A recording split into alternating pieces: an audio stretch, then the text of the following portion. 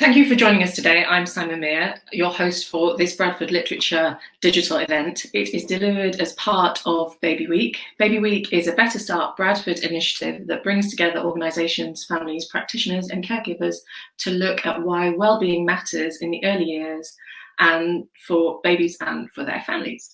So today I'm lucky enough to be joined by the brilliant Laura Dockrill, who is an illustrator, performance poet and the author of this brilliant memoir, honest and raw it is. It's called What Have I Done?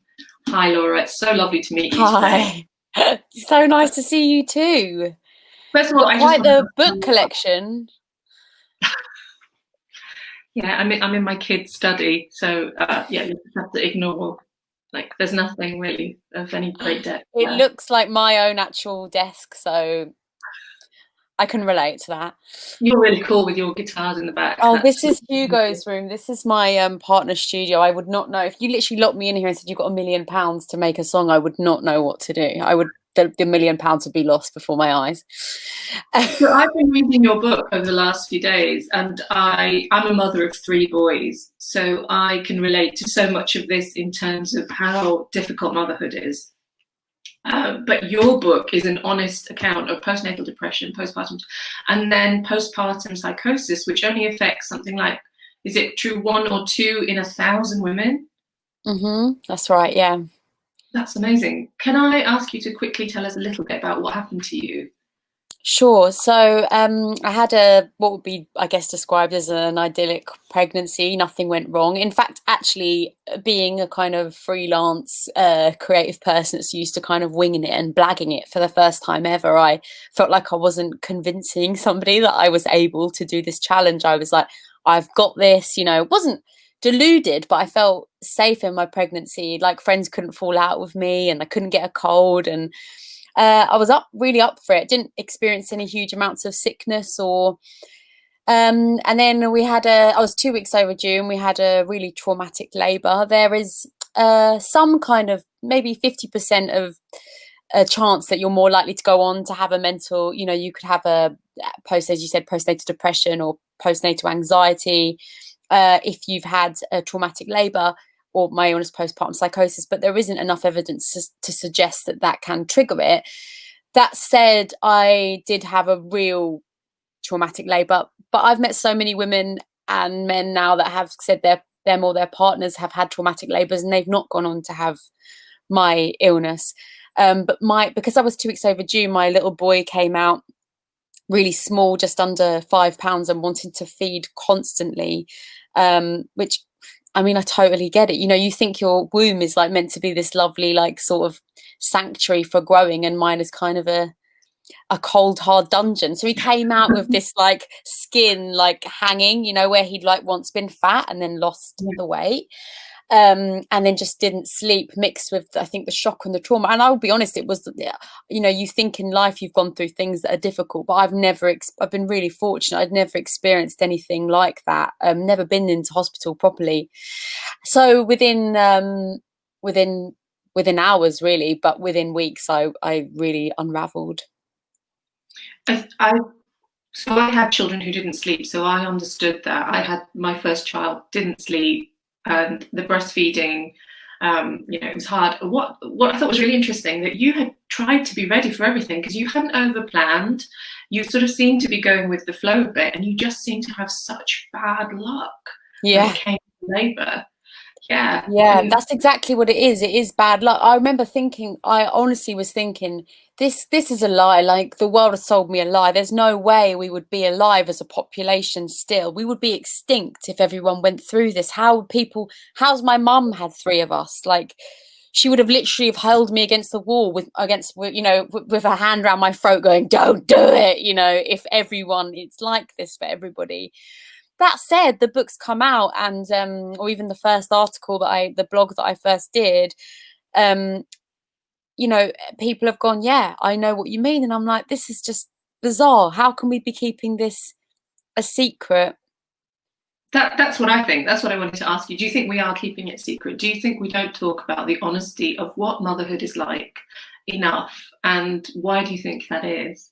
I totally do. And that's why, you know, I did write this book because it saved my life, but also I feel I can't be a part of that lie. I can't go, yeah, this is gonna, you know, I only can describe it as grieving, and I was grieving my past self, you know, and I don't just mean, oh, I want to go nightclubbing. I wasn't nightclubbing, let's be honest, before I had him, you know, that's not, I just missed having a thought that was mine, or being able to use my own your whole kind of sense of self and compass just gets thrown into the oblivion, and you lose all scraps of identity. When I just, you know, made it over that 30-year-old milestone of going, okay, I kind of like myself now. And then it was like, oh no, who the hell actually am I? And it's really frightening. And then because of the expectation of being maternal, of knowing what to do, of being instinctive, we're kind of fed this all doing mum idea that we have to kind of blossom into overnight. And sometimes that just doesn't happen. And I like it that you called it bad luck, because that's how I see it. I sort of thought naively, until this happened to me, there were maybe people that have mental health issues and that people that don't, and I'm very fortunate, I don't have to worry about that. And that's just not the case at all. None of us are immune from getting this illness. And I managed to have a consultation with the leading professor in my illness. He studies my illness and bipolar disorder. And I had all these questions, you know, why me, and he just said it just wasn't your day, and I can live with that. What was really difficult is when people say this is a larger thing, and I feel like I'm talking to the right audience when I say this, but so many people would go, oh, was it your first? As if like I had this kind of Hollywood expectation of what having a baby was going to be like, and then, oh, damn, like, oh, the pooey nappies or all this stuff. And it's like, no, I didn't get a psychosis because I was jealous or because my Hollywood expectation didn't deliver, you know.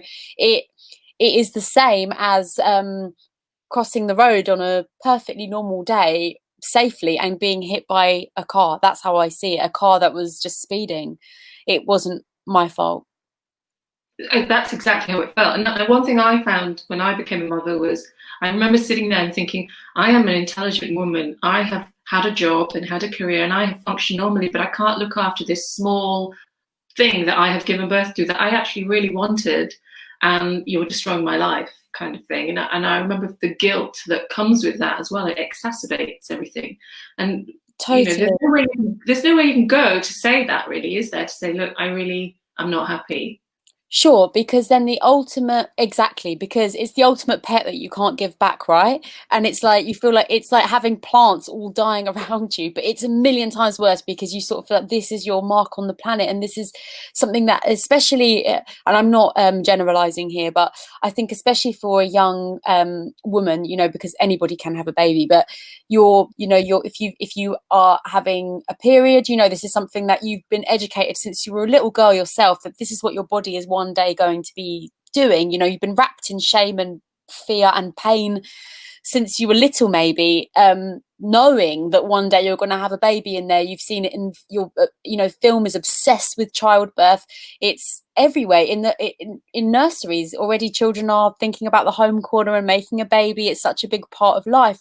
And then that one thing you build, you know, you've got something growing in you for 9-10 months, and then it happens and you think, I don't know what to do. And it's not, I don't know how to change a nappy, of course. And many women that have gone through my illness will go, that they will look back and their partner will go, you were doing it the whole time, you were changing their nappies, you were feeding, you were doing the nights, but you're not, it's not happening, you're not in it yourself, you're not well, basically.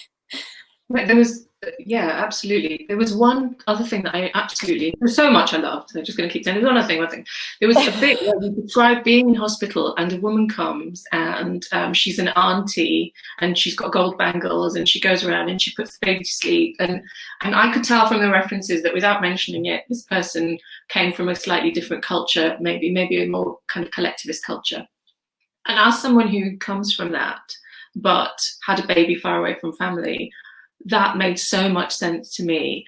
What do you think about that? We live in this society, don't we, where we don't really live in a village anymore. We're all raising these babies individually in our homes, so we don't see someone maybe breastfeeding We don't have people to just come in and take our baby off us and say, you go sleep for 40 days, which is kind of what used to happen in my culture. Mm. Do you think that contributes to our kind of our lack of mental well-being?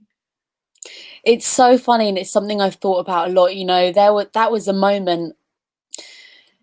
Yeah, I mean, I actually could cry about it because I remember that moment and this woman just kind of coming in and sorting everything out, and they had got it wrong. They both went to sleep, the couple, the night before. I remember them thinking, what are they doing? They're sleeping, and they got this massive telling off the next morning. What are you doing?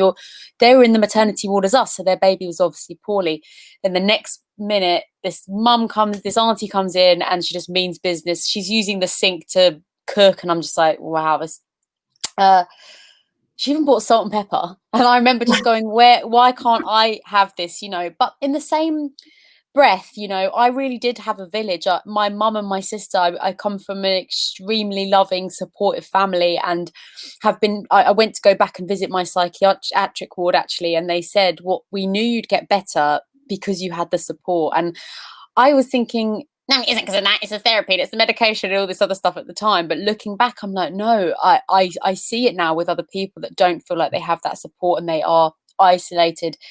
I also should say that my psychosis, so many of the strands of my fear were all about my son Jet being taken away from me. So it didn't actually help. I think it was really difficult for my family and Hugo's family sending me pictures, photographs when I was unwell in the hospital to let me know he was okay. But I would see a picture and go, well, get your hands off my child. That's my child. Like, what are you doing? And I think it's one of those, it's like an anti-nature to have had a baby and, wake up in a psychiatric ward on Mother's Day where other people are with your baby and you are not. It's something I think where universally everyone is like, no, that's not okay. Like, that's not right. So I do think so, but actually my fears were to do with other people actually taking him away. But I think definitely it does take a village, and that's why I read a story just recently, I don't know if you saw it last week, a woman took her own life in Ireland, and with a 7-month, I think.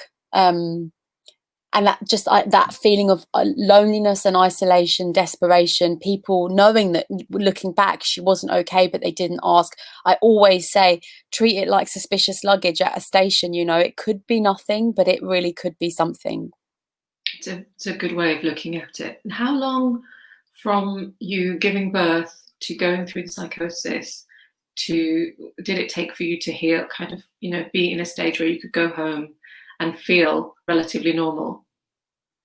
Well, in a way, my psychosis actually got me out of there a bit quicker because I'd so believed this thread that I was on, that was, they're all going to steal the baby. I'm going to have to be in court and stand up, and say why I'm fit to have Jet back. You really lose. That's why it's so frightening. People say people with mental illness are frightening, that they're scary. No, they're not. They're scared. They're the frightened ones. And I just believed that I had to do everything right and be this A-class student and get out of the hospital as quickly as possible. So I did come out too soon. I was only, in my opinion, I was hospitalized for 2 weeks. So Jet was 3 weeks. So yeah, when he was about 5-6 weeks, I came out.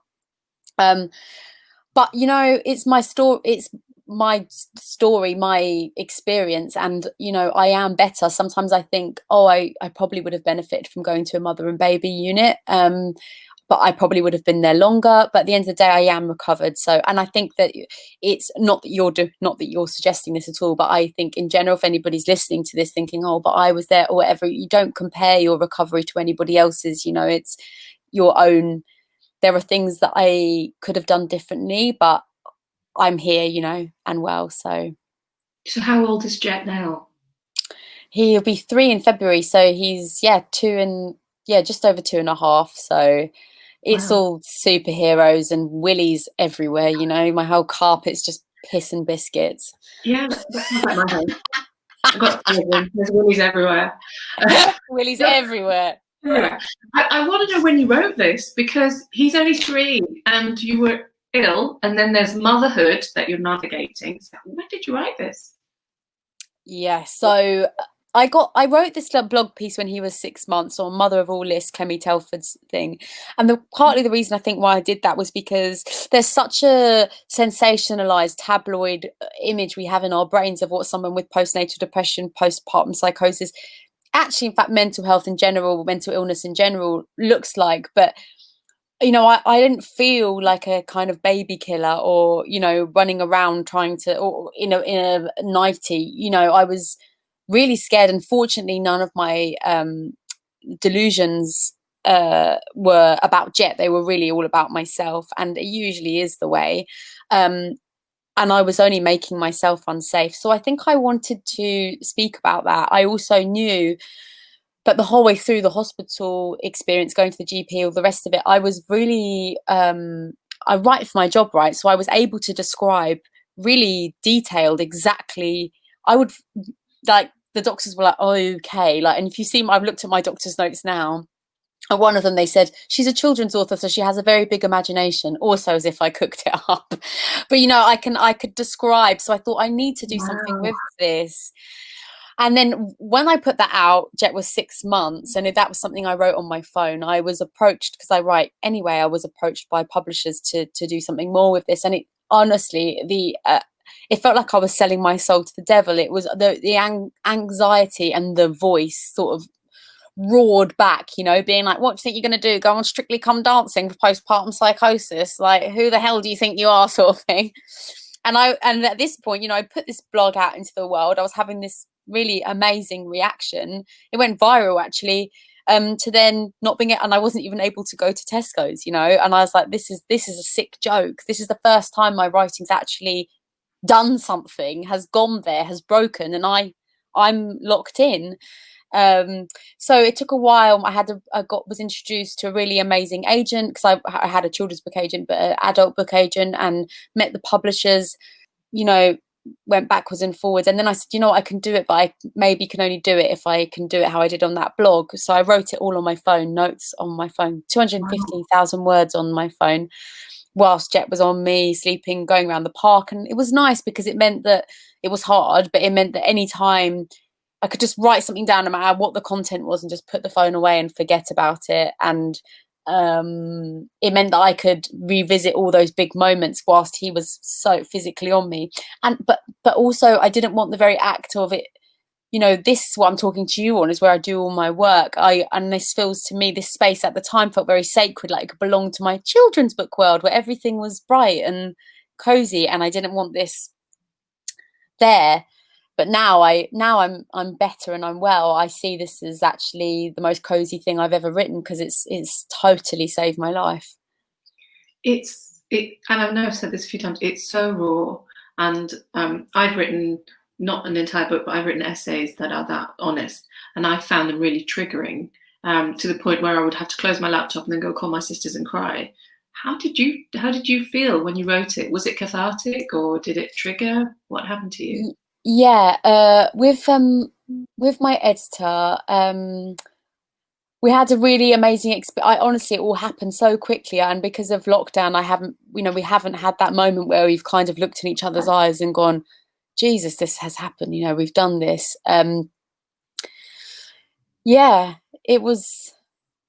Yeah, so I said to Rowan, would you mind if I sent you the chapters and across on email individually, and then I'm not going to. So now, if I was to write something now, today, I would write it, read it again, add to it, write it, read it. This was nothing like that. I would just write it all down, and then I'd just send it across in like little bites. So, I mean, looking back, she was getting just constant emails from me. Sometimes there'd be a lot, and sometimes I'd do like a warning at the top being like, this is intense.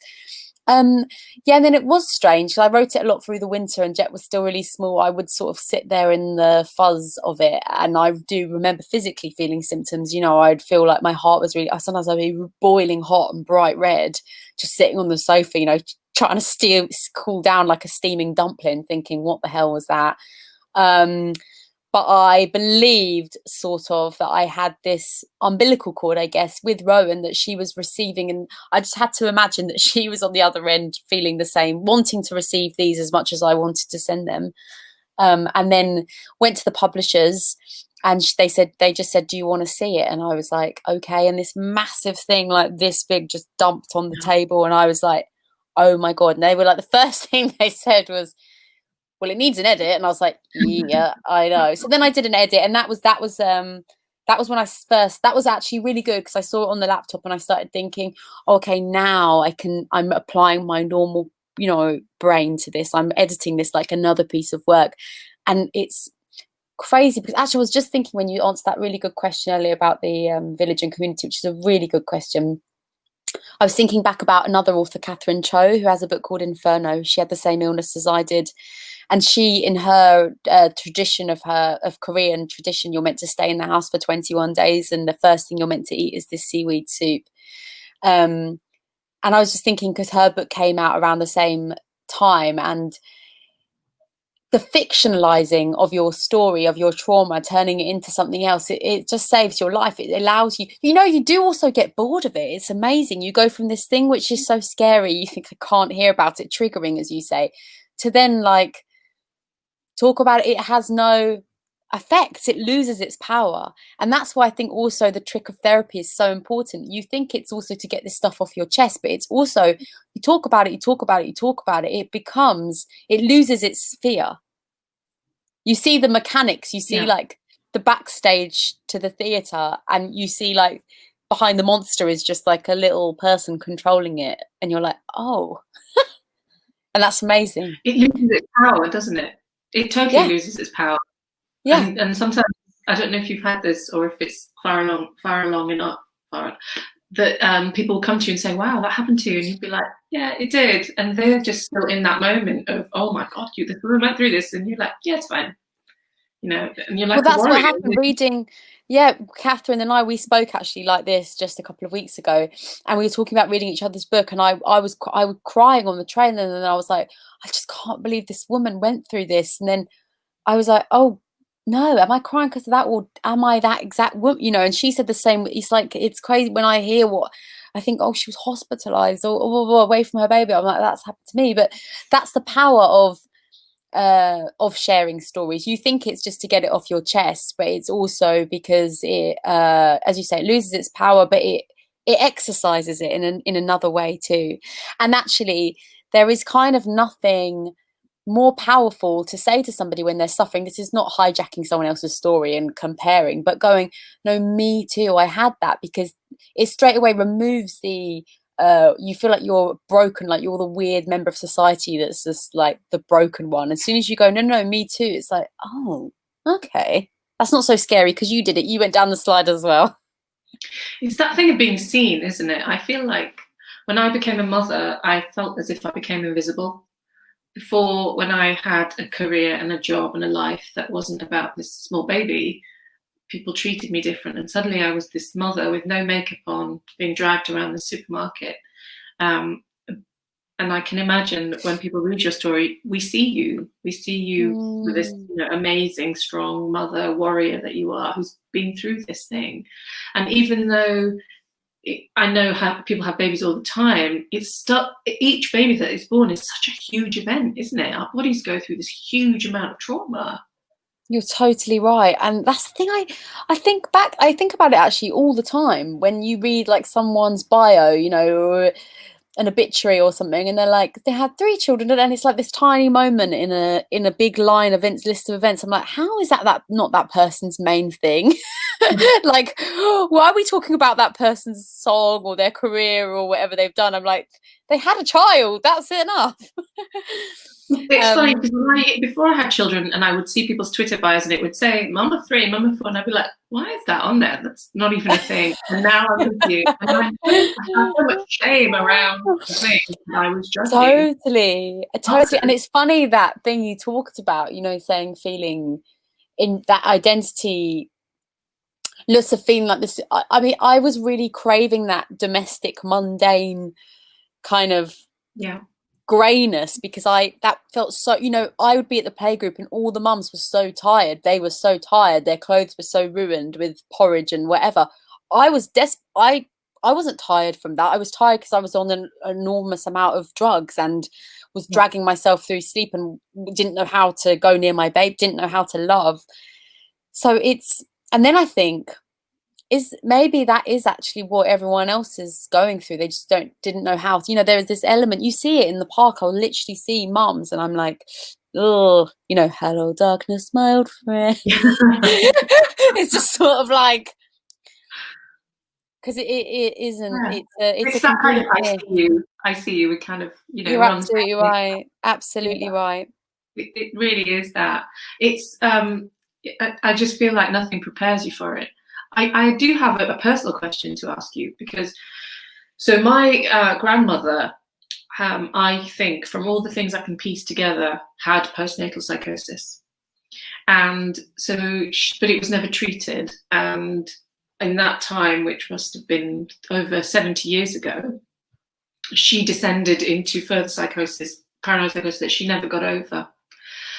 Do you think that doctors are equipped to spot this now? Because I know that you went to the GP several times and they said, oh, it might be postnatal depression, it might be this. Do you want to try the drugs? Do you want to, what do you think it is like now for women? And what advice would you give someone who thinks, I may be on the verge of this? Well, firstly, I'm so sorry about that, and that is my worst fear, and that sometimes could still. That's been the trigger probably hardest for me to get over, is accepting that, once you have psychosis, you're more likely to experience psychosis again because your brain kind of knows the path there. So even if I walk around, not that I am at the moment, but the luxury of walking around an art gallery and it will say, I remember seeing this artist and it said was incarcerated, with psychiatric, and I just remember I see something like that, the idea of being in and out of hospital, but we have come on so much to what we did, but that said, I still know women that have experienced not even long ago ECT, electric shock therapy, that therapies that you think are barbaric, and we have these horror images in our mind of what it looks like or feels like to be going through mental treatment, psychological treatment, and what that looks like, and psychiatric treatment, sorry, that's what I meant, psychiatric treatment, and what that looks like. And it is really, really scary for us. First of all, that's the first thing we need to do, is to kind of take down the fear of that, because as you said, it just gives more power to it, and it just makes our body is full of all these chemicals. It just makes us react with fear, which only heightens and inflames everything that's going on. And sadly, what happened with your grandmother, there are lots of women that have gone through that. To be totally honest, I am so glad I held back in the book, because my first draft, I was definitely had some anger towards the NHS, felt that I was undiagnosed, but I'm glad I didn't, because I think the NHS have had an overwhelmingly tough year and have dealt with everything. I mean, I didn't want to be the girl whose book's coming out slagging off the air, pitching about the NHS. So I'm grateful that I didn't do that. But I was, as I said, explaining my illness symptoms every day in as much detail as I possibly could. I did have shame and fear. I would be lying if I said I didn't, but I was desperately asking for help. I wasn't trying to be one of those people like, I'm fine, I can do it all. And to be honest, my illness didn't allow me to be doing that. I was openly discussing suicide. I kind of wanted to create a round table to be like, let's have a board meeting on how I kill myself, because I don't know how to do this. I can't even do the monkey bars at the playground, so I do need to have a chat about this. I'll get the custard creams. So feeling that, it was to a point where we had to go and actually seek that help ourselves. That we talked earlier about waiting for these psychiatric to be referred, to have psychiatric referral. At this climate, I just met someone yesterday who got to wait for 18 months to see somebody. We don't have 18 months. It can take up to 6 weeks for the antidepressants to even kick in. I didn't have 6 weeks, and there might not even be the right antidepressant for you. And I did not need antidepressants. I needed antipsychotic. I needed to be brought down. I needed sedative to sleep. So, and this is the thing, I feel like the doctors were so not obsessed, but their main focus was that I breastfed, and actually, so that every drug I was taking had to be safe enough to feed.